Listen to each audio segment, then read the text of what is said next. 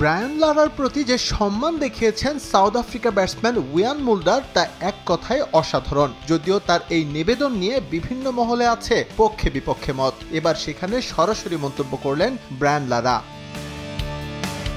বুলাওয়ের সেই test innings ব্যবধানে South Africa জিতে নেয় 2 দিনেরও বেশি সময় হাতে রেখে। এরপরই মুল্ডারের সঙ্গে যোগাযোগ করেন লারা। তিনি সরাসরি মুল্ডারকে জানিয়ে দেন 400 রানের রেকর্ড ভাঙার জন্য তার চেষ্টা করা উচিত ছিল। পরিস্থিতি একটু শান্ত হওয়ার পর ব্রায়ান লারার সঙ্গে কথা বলেছি। তিনি আমাকে বলেছেন আমি আমার লিগেসির জন্য খেলছি, তাই উচিত ছিল রেকর্ডটি ভাঙার চেষ্টা করা। রেকর্ড তো ভাঙার জন্যই, ভবিষ্যতে যদি আবারও সুযোগ আসে সেদিন যেন আমি রেকর্ড ছাড়িয়ে যাওয়ার চেষ্টা করি।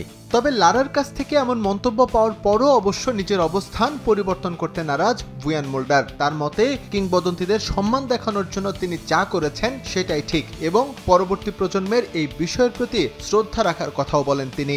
তার সিদ্ধান্তের প্রতি পূর্ণ সম্মান রেখে বলতে চাই, এটা তার দৃষ্টিভঙ্গি। আমি এখনো বিশ্বাস করি আমি সঠিক কাজটাই করেছি। আমার কাছে সম্মানই সবচেয়ে গুরুত্বপূর্ণ। তবে লারার মতো মুল্ডারের ধারণার সঙ্গে দ্বিমত প্রকাশ করেছেন আরেক ক্যারিবিয়ান কিংবদন্তি ক্রিস গেইল। তার মতে এই রেকর্ড ভাঙার চেষ্টা না করে সে বোকার মতো কাজ করেছে, এমনকি নিজে এই সুযোগ পেলে তা লুফে নিতেন বলেও জানান ক্রিস গেইল। আমার কাছে মনে হয়েছে মুল্ডার একটু ঘাবড়ে গিয়েছিল। এমন সুযোগ জীবনে একবারই আসে, যদি সুযোগ পাই 400 করার আমি অবশ্যই করতাম। আপনি জানেন না আবার কবে ট্রিপল সেঞ্চুরির সুযোগ আসবে। বুলাওয়ে টেস্টে জিম্বাবুয়ের বিপক্ষে 334 বলে 367 রানের ইনিংস খেলেন ইয়ান মুল্ডার। এছাড়াও বল হাতে শিকার করেছিলেন 7 উইকেট। এস এম ইকবাল, সময় সংবাদ।